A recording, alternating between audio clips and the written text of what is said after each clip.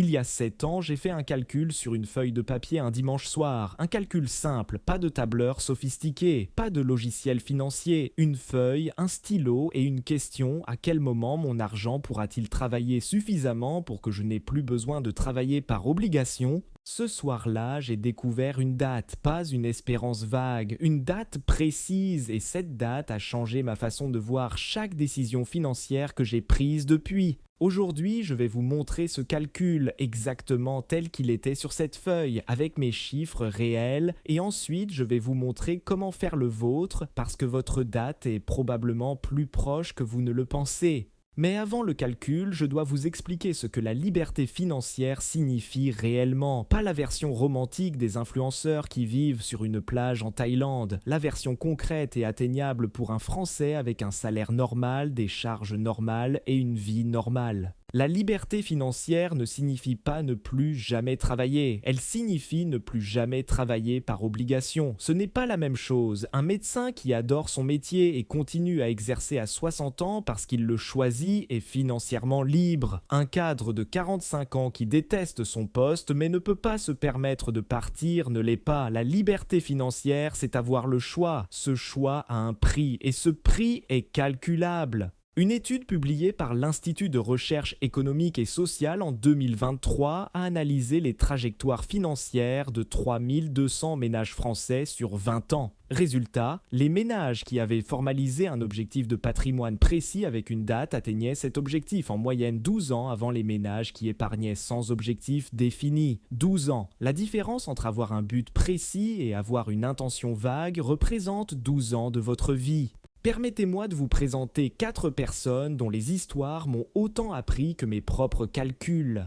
Théodore a 44 ans, il est directeur commercial dans une entreprise de services à Marseille, il gagne 4 800 € net, il a une belle vie, il part en vacances 2 fois par an, il aime son travail de façon variable selon les années. Ce qu'il n'a pas fait, c'est calculer sa date, il épargne environ 400 € par mois sur son assurance vie sans objectif précis. Quand je lui ai demandé à quel âge il voulait être libre, il m'a dit peut-être vers 60 ans. Quand je lui ai montré que selon son rythme actuel et l'âge auquel il avait commencé, il atteindrait son seuil de liberté à 58 ans, il a été stupéfait. Puis quand je lui ai montré qu'en passant à 600 € par mois, il pouvait atteindre ce seuil à 55 ans, il a décidé ce jour-là. Océane a 33 ans, elle est architecte indépendante à Nantes. Ses revenus varient entre 2 500 et 4 500 € selon les mois. Elle pense que la liberté financière, c'est pour les gens avec des revenus stables. Ce qu'elle ne sait pas encore, les revenus irréguliers n'empêchent pas l'investissement régulier. Ils le compliquent légèrement mais ne l'interdisent pas. Avec une moyenne de 3 000 € de revenus mensuels et 200 € investis par mois en ETF depuis 3 ans, elle a déjà construit un capital de 7 800 €. Sa date, si elle maintient ce rythme, est à 52 ans, 9 ans avant l'âge légal de la retraite.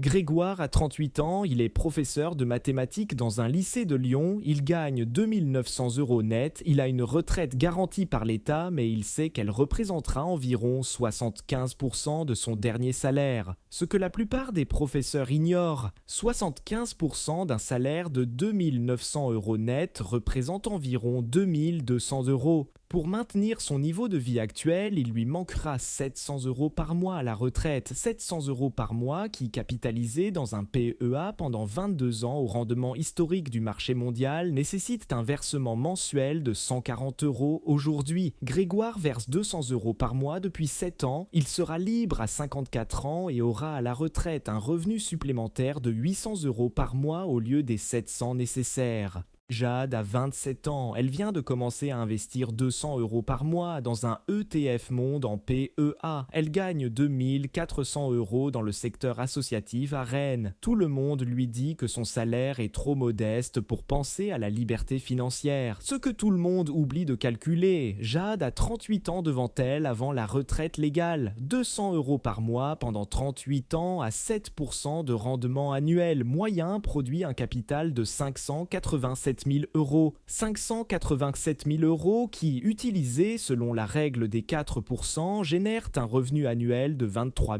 400 euros, soit 1 950 euros par mois, sans jamais entamer le capital. Jade ne sera pas riche, mais elle sera libre à 65 ans avec un revenu complémentaire qui couvre la moitié de ses besoins actuels et continuera à croître. Ces 4 histoires illustrent une vérité fondamentale. La liberté financière n'est pas réservée aux hauts revenus. Elle est réservée aux personnes qui ont fait le calcul. Voici maintenant le calcul, celui que j'ai fait sur cette feuille il y a 7 ans. Je l'appelle le calcul de la date.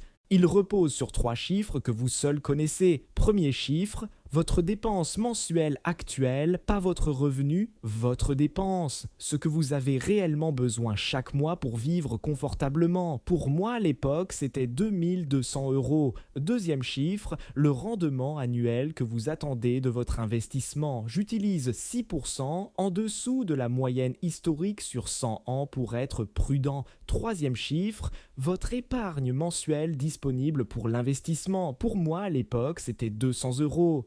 La formule de la liberté financière est simple. Votre capital de liberté est égal à vos dépenses annuelles divisé par le taux de retrait sécurisé de 4%. 2 200 euros par mois représente 26 400 euros par an. Divisé par 0,04, cela donne un capital cible de 660 000 euros. 660 000 euros. Le chiffre m'avait semblé astronomique ce dimanche soir. Puis j'ai fait le deuxième calcul. En combien de temps 200 euros par mois investis à 6% de rendement annuel atteignent-ils 660 000 euros ? La réponse est 37 ans. J'avais 30 ans ce soir-là, ma date était à 67 ans. C'était trop loin, alors j'ai joué avec les variables. Si je passe à 300 euros par mois, la date recule à 32 ans, 62 ans. Mieux, si j'arrive à 400 euros par mois, 28 ans, 58 ans. Si j'augmente aussi le rendement en investissant plus agressivement en actions mondiales à 7%, 26 ans, 56 ans. Et si en plus je réduis légèrement mes dépenses cibles à 2 000 euros par mois en trouvant des postes ou économiser sans sacrifier ma qualité de vie, le capital cible tombe à 600 000 euros. La date, 24 ans, 54 ans,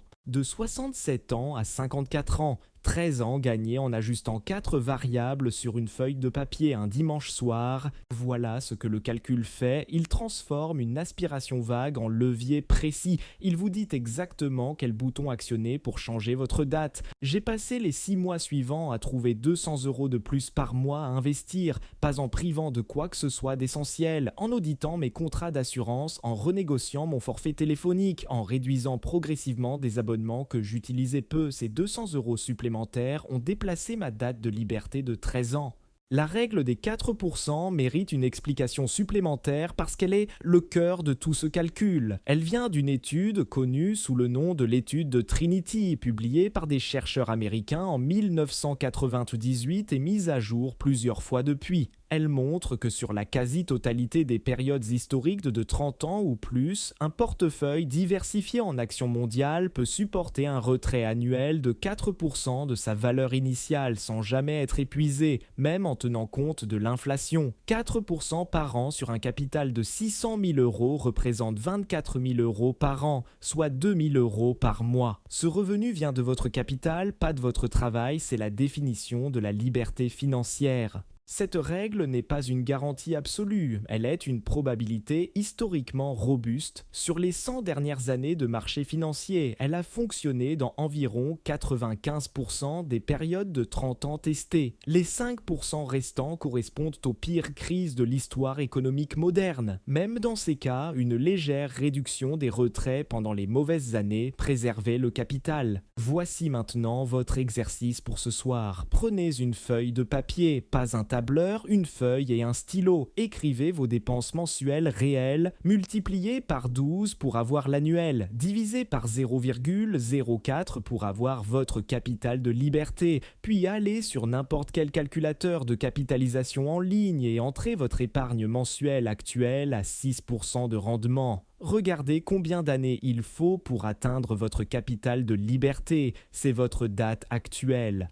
Maintenant, changez une variable, augmentez l'épargne mensuelle de 100 euros, regardez de combien d'années votre date recule, ce chiffre est le prix d'une décision que vous pouvez prendre ce soir. Je vous pose la question directement, est-ce que vous avez déjà fait ce calcul? Est-ce que vous savez quelle est votre date? Donnez-moi votre chiffre dans les commentaires, pas le capital, juste l'âge. Je lis tous les commentaires et les réponses m'aident à comprendre où en est réellement la communauté sur ce chemin. Avant de conclure, je veux répondre à 3 objections que j'entends systématiquement quand je parle de ce sujet. Première objection, les marchés peuvent baisser durablement et tout ce calcul s'effondre. C'est vrai qu'une crise majeure pendant votre phase de retrait peut compliquer les choses. C'est pourquoi la règle des 4% prévoit une marge de sécurité. Et c'est pourquoi, en pratique, la plupart des personnes financièrement libres continuent à avoir une activité rémunérée, même modeste et choisie pendant les premières années de retraite anticipée.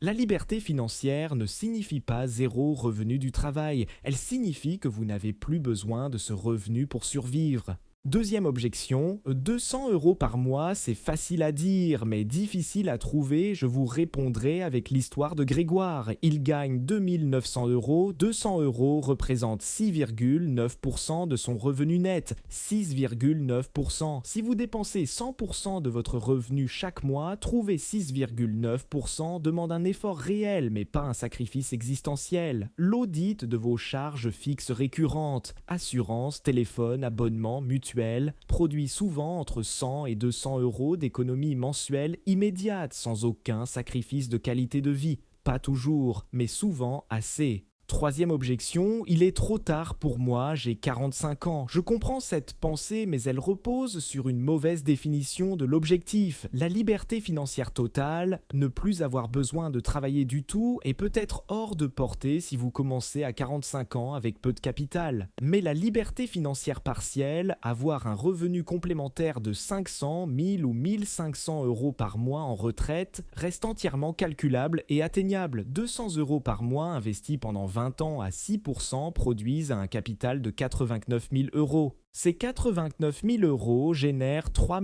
560 euros par an, soit 297 euros par mois de revenus passifs. 200 euros investis produisent presque 300 euros de revenus mensuels passifs 20 ans plus tard. C'est moins que la liberté totale, mais ce n'est pas rien, c'est votre supplément de retraite payé d'avance. Ce que je veux que vous reteniez ce soir, c'est une seule chose. La liberté financière n'est pas une destination abstraite réservée aux riches ou aux chanceux, c'est un calcul avec des variables que vous contrôlez. La date que vous trouverez ce soir sur votre feuille n'est pas figée, elle bouge chaque fois que vous changez l'une de ces variables. Votre argent ne se souvient pas que vous aviez une mauvaise journée quand vous avez décidé de ne pas investir ce mois-là, mais les intérêts composés, eux, comptent chaque mois où vous avez investi et chaque mois où vous ne l'avez pas fait. La date de votre liberté se construit mois par mois, pas en une grande décision héroïque, en 200 euros chaque mois, automatiquement, patiemment, inexorablement.